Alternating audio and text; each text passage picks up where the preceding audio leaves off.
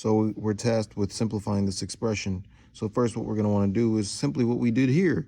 That's the equation right there. I already did it. All right, but first what we're going to start out with is step one. We're going to look at tan, the inverse of tan. So the inverse of tangent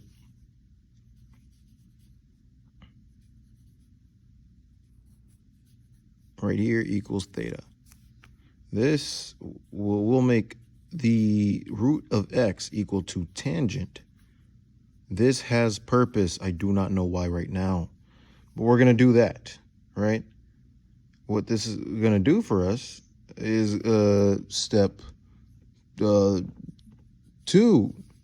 I'm literally just copying it, bro. Step 2. Tangent, we know, because we're going to have to do a triangle from this, equals opposite over adjacent. And we have to deal with Pythagorean theorem. So in order to find what C is, we're going to have to find the hypotenuse. So we have x, right? Square root of x plus square root of 1 for some reason equals c squared. And they're all squared, right? And then we're going to take the square root, so it's like x plus 1 equals c squared. And then we're going to have to do the square root of x plus 1 equals c.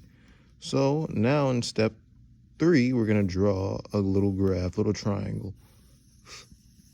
All right here, we're going to have,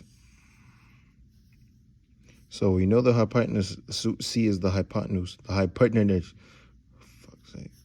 All right, x plus 1. And then x, we're going to have as the opposite, right? So the opposite of tangent is x, somehow. And then theta is going to be right there, and then 1's going to be right here, for some reason. Step 4. Now that we have that, we're going to find that secant equals, we found tangent. We found the hypotenuse. So secant, now that we're looking at secant equals 1 over cosine. And cosine equals, so ka, which is adjacent over hypotenuse, which is equal to 1 over, because it's 1 right here, over the hypotenuse, which is the square root of x plus 1. And remember how like tangent is equal to x plus 1, like x squared plus 1 squared is equal to the tangent function? This makes sense here, so I can see it. But I don't know if that's the reason. So we're going to have to find the reciprocal. I'm going to write down reciprocal,